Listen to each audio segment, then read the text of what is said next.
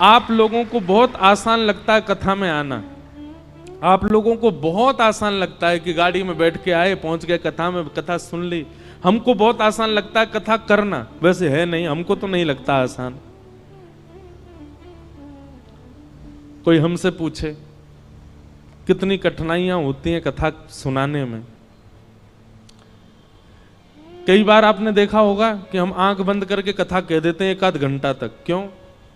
उस समय किसी श्रोता का कुभाव दिख जाता है। कुभाव मतलब या तो उबासी लेता हुआ दिख गया कोई, या फिर कोई फोन चलाता दिख गया है।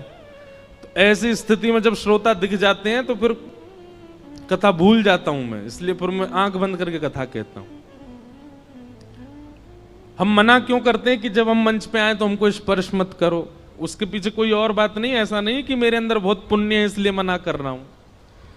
मैंने अनुभव किया है कि कई बार लोगों के स्पर्श से हम जितने भावना बना करके आए मंच पे आके सब भूल जाता हूं मैं। आप तो सद्भाव से स्पर्श कर रहे हो, पर किसी का कोई भाव ही नहीं है, वो देखा देखी स्पर्श कर रहा है। इसीलिए दूर से प्रणाम करो, आपको ही फायदा मिलेगा, हम कथा अच्छे से सुना पाएंगे। पर जब बहुत ज्यादा लोग स्पर्श कर देते हैं तो मैंने देखा है कि मेरे भाव जितने होते हैं शून्य हो जाते हैं। कथा करना भी बड़ा कठिन है, पर कथा सुनना भी बहुत कठिन है। कथा में बैठना, बैठ करके बहुत देर तक श्रवण करना, और केवल श्रवण नहीं, उसका निरुध्यासन करना, उसको समझ करके जीवन में उतारना, ये भगवत कृपा के बिना नहीं हो सकता।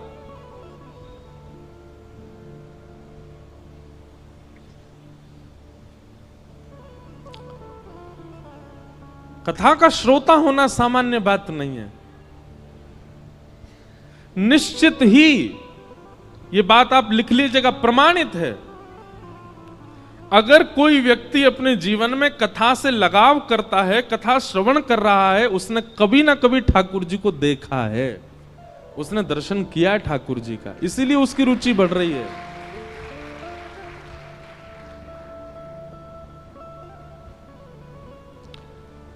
क्यों इतना आनंद आता है सुनने में? क्यों इतना सुख मिलता है आपको? क्योंकि कभी ना कभी आपके जो भीतर चित्त है, आपकी जो आत्मा, उसने कभी अनुभव किया है ठाकुर जी का। इस जन्म में नहीं तो गर्भ में किया होगा, गर्भ में नहीं तो पूर्व जन्म में किया होगा, कभी तो किया है।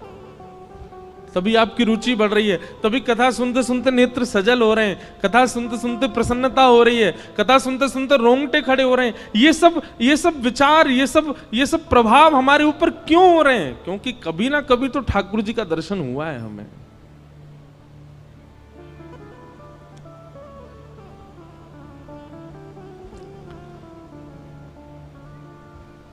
कुंती ने भगवान की स्तुति गाई, तत्पश्चात भीष्म पितामह ने भगवान की स्तुति गाई, और फिर भगवान द्वारिका प्रस्थान कर गए।